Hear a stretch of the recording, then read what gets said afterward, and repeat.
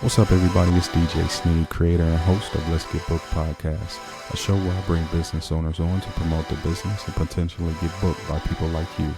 You can expect to hear many different business owners on this podcast, from photographers to caterers to tax services to venue owners and live bands. Check out the link in the description or go to my website at djsnead.com and click podcast to learn more about the businesses you never knew you were looking for. Tell them the Snead sent you. Let's get booked. I'm gon' find me a play, I'm gon' find me a play. I'm gon' find it today, cause tomorrow can't wait. I'm gon' find me a play, I'm gon' find me a play. I'm gon' find it today, cause tomorrow can't wait. I'm gon' find me a play, I'm gon' find me a play. I'm gon' find it today, cause tomorrow can't wait. I'm gon' find me a play, I'm gon' find me a play. I'm gon' find it today, cause tomorrow can't wait. Yes. Hey. Welcome back to another episode of Let's Get Booked podcast. I am your man, DJ Snead, and it is a pleasure if you are watching on Facebook. Hey, how y'all doing? What's good? My hair good? Oh, my bad. I don't have any. Listen, I am so happy to be here with you today. This episode, honestly, it's a subject that's near and dear to my heart. And it's just about ceremonies. And the reason why I wanted to talk about this today is because I've been getting a lot of people reaching out to me. And they're saying, "Hey, Snead, can you help me out? Can I book you for my wedding? This and that, and this and that." And I'll say probably 90% of the people that book me to do their wedding, they want me to do their ceremony as well. And so lately I've just been getting a lot of people reach out. They either have never been to a wedding before, or they never imagined themselves getting married. So they've never even thought about what their wedding would look like or their day would look like. And honestly, I just wanted to provide some guidelines and just a little bit of my expertise around what it should look like when you are thinking about your wedding day. All right. And I wanted to talk more about just the ceremony. Like literally, I just had a conversation with a couple earlier this week, and they reached out. They're like, "Hey, can we talk to you about potentially booking you for your services for our wedding day?" I'm like, "Yeah." So we had a quick consultation meeting, and they're like, "Hey, to be honest with you, he's been to one wedding. I've never been to one before. And can you just talk to us about what the actual ceremony looks like? Like, what is it?" So I'm here just to talk to you all about what a ceremony or what the ceremonies that I've been in. And, I've DJ'd, over 300 weddings. So it's really, from my viewpoint, it's not broadly what everybody thinks. This is me, DJ Snead. This is just what I think. So let me dive right into it so I can talk to you about ceremonies in your big day. So we're going to start with the venue, right? The venue is always the most important. All right. So you always choose the venue that best fits you. So whether you've dreamed of getting married in a church, or you're like, "Yo, I want an outside wedding," or "I want it to be in a farm," or "I want it to be in a city with a backdrop," or "I want it to be in Vegas," or "I want to do a destination wedding," or you just want to go get eloped, or whatever it is at the courthouse, whatever it is. Okay. Choose the venue that best fits you. All right. And also make sure your venue can accommodate your guest list. All right. So make sure it fits you, and then choose a venue that sets the tone for your ceremony. All right. So make sure you can get all your guests in there, and then make sure it sets the tone for the ceremony. As we move on, I want to talk to people about choosing your officiant. All right. So this is the person that's going to marry you. So do you want it to be somebody that you know? Or do you want it to be like a religious leader at a church that you've attended? Or do you want it to be a family friend or a colleague? Or do you want a professional? Do you want to just look up somebody who professionally officiates weddings? All right. So your officiant is definitely going to help guide the couple through their wedding vows and the exchanging of rings, different things like that. Do you want an officiant that comes with their own script? Do they write one for you? Or you can think about, do you want to put some humor in it? Do you want somebody that tells your love story during the ceremony? You know, different things like that. There's a lot of different choices out there. You just got to know what you want. Okay, what makes sense for you. As we keep moving on with your ceremony, we are finishing up the pre-ceremony. And what I like to tell my couples is, I'm there to make sure that as your DJ that's providing sound for your big day, I'm playing music 30 minutes before the start. So as your guests are arriving, they arrive to music. And when I sit with my consultations with my bride and grooms, this is what we talk about. What kind of music do you want? Do you want instrumentals? Do you want love music? Do you want, I don't know, piano music, violin, jazz, whatever, you know? But as we move on, we start with our processional. All right. And this is actually, it starts with the entrance of the wedding party. And sometimes your wedding party may include, family like grandparents of the bride and groom. Basically, this is the actual beginning of your ceremony. Okay. And then you may have your bridesmaids, you have your groomsmen, your flower girl, ring bearers. And I've also seen beer boys lately in place of flower girls. So they come down with the beer cans or flower boys, and you got a grown man with chest hair hanging out and just throwing flowers everywhere. It's kind of funny. And that's what I'm talking about if you want to include like some humor into your wedding ceremony. Next, we'll talk about vows. So the exchange of vows are personal and heartfelt. And these are moments between the bride and groom. And this is where couples get to express their promises and their commitments to each other. You're going to keep hearing me say it. Sometimes you're nervous, so you want to say something funny to, take the pressure off of you, or it may be something that your officiant reads, on behalf of you. Whatever it is, you don't have to do vows, but sometimes couples like to do vows so they can just express how they feel to their bride or groom in real time. And it's always a dope moment. To me, it's always a dope moment. I love the vows. The ring exchange. Now, normally, and I'm not telling you what to do with your day, but normally your best man has the rings, or the ring bearer has the rings, and I've seen the funny things where the officiant says, okay, can I have the rings? And the best man acts like he lost them or forgot them, stuff like that. But I've never been in a wedding and he really actually did lose them, but that's neither here or there. Ultimately, the ring exchange represents the couple's commitment and the eternal nature of their union, right? So you'll always hear the officiant say the ring has no beginning and no end because it's round, circle is round, all that stuff. But I think it's dope. I always know that as a DJ, when it comes time for the exchanging of the rings, I know it's getting real, and my time is coming up, getting ready for the music and all that stuff. So that is your ring exchange. Some wedding ceremonies, not all, they have certain things in the middle after the ring exchange. Sometimes before the ring exchange too.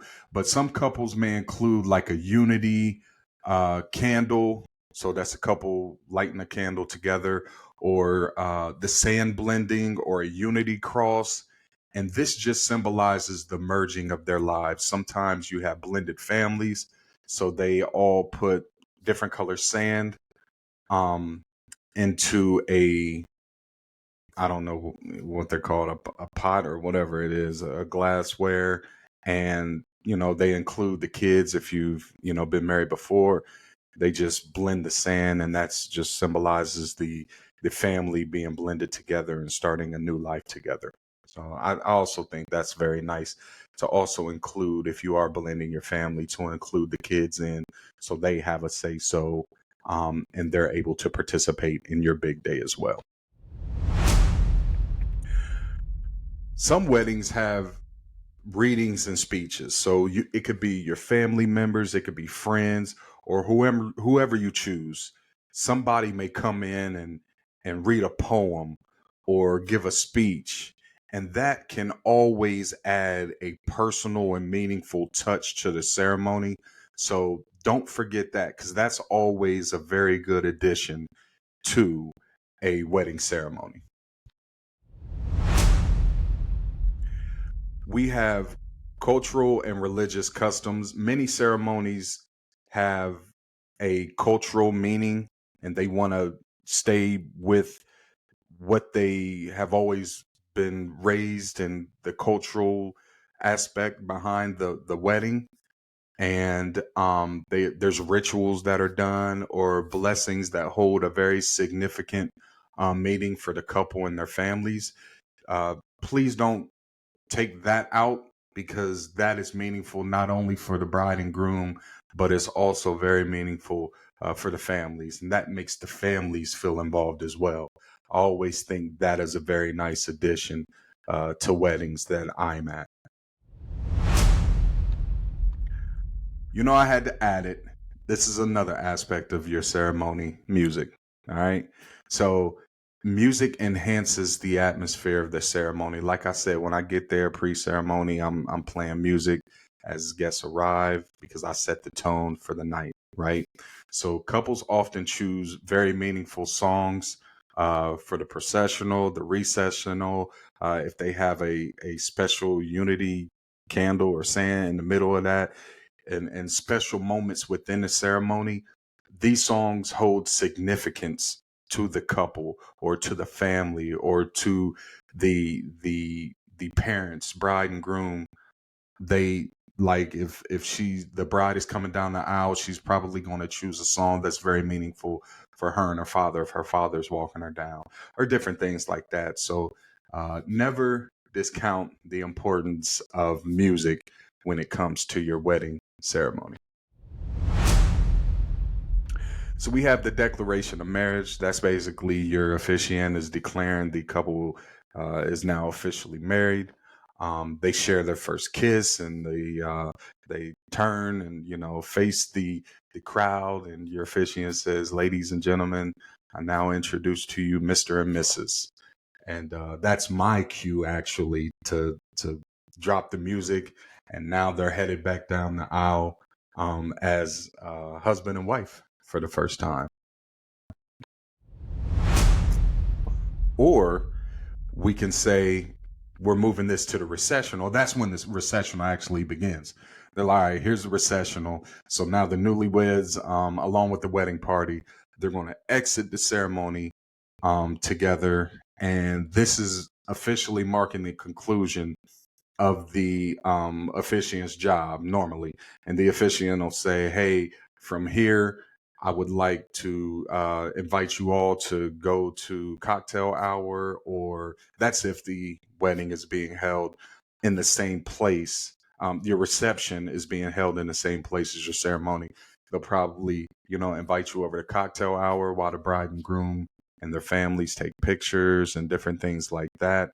But the recessional is also big, because you want to, as a DJ, once they say, I present to you Mr. and Mrs. Bow, there it is. And that's when I hit that song. And now they're out, and they're, the wedding party's coming down the aisle, and everybody's clapping, standing, this and that. And it's just, it's so dope. It's so dope. I love it.